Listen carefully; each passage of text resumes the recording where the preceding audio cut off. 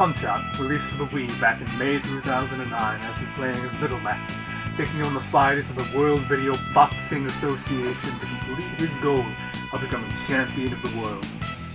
Becoming champion won't be easy though. Little Mac needs to fight through 13 of the world's best to achieve the title of champion.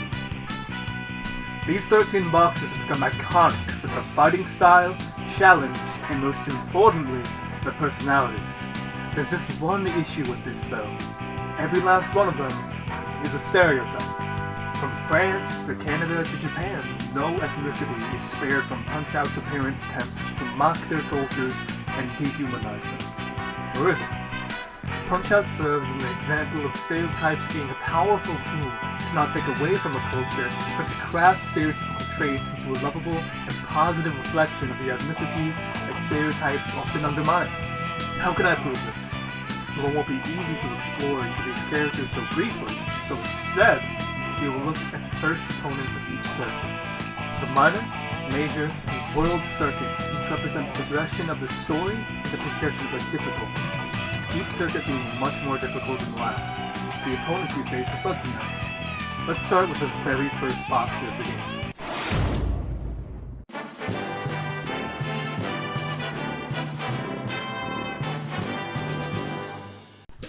Hailing from France, Glass Joe is notorious for being by far the easiest opponent in every Punch-Out game.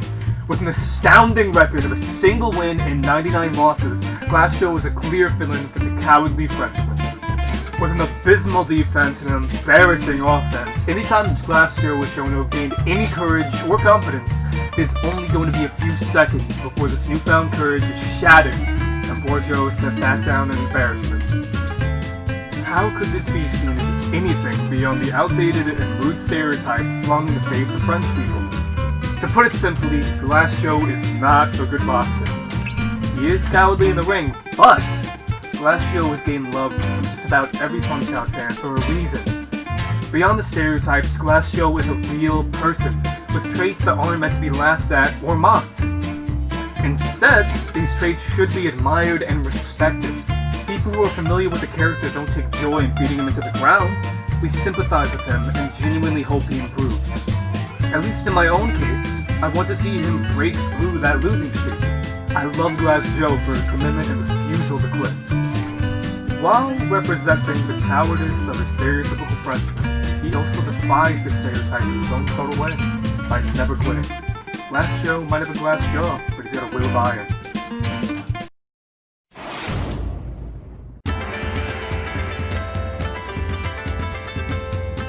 Being the Japanese boxer of the game, Piston Hondo was engulfed in his culture and everything Japanese. From introducing himself at the beginning of the match in formal Japanese to bowing to you during the match, Piston once again appears to be a bland, stereotypical fighter to test your skills against.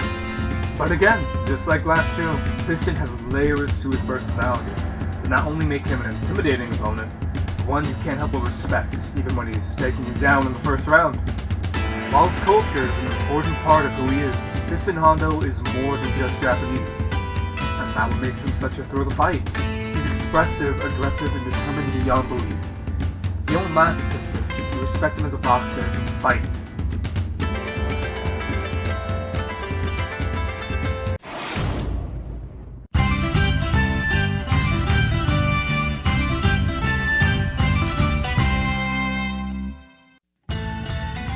Now, we've reached the most expressive personality in the game. Being the Irish boxer of the series, I'm going to allow Aaron Ryan to speak for himself. Let's go! Let's go! It's like breathing! These sister hits harder than you! I'll take a piece of you now. Aye, you think you're a man? What are you looking at, little Mac? You've probably got cheeseburgers in those gloves, have you, Mac? Now that we've been able to hear the unhinged aggression of this lunatic, let's explore his personality. Aaron Ryan is a cheater, a dirty cheater. Elbows, headbutts, and horseshoes in his gloves. Yes, really. Aaron Ryan is the most objectively bad person in the series. And even though he's a bad person, I can't help but love him. He may represent the aggression of the Irish, but Aaron Ryan is so much more than a stereotype. That can be applied to him, certainly, but Aaron Ryan's boundless aggression and yielding energy take the negativity the stereotypes come packaged with and throws them out the window. creating a bombastic, lovable psycho you have the challenge of having to fight through.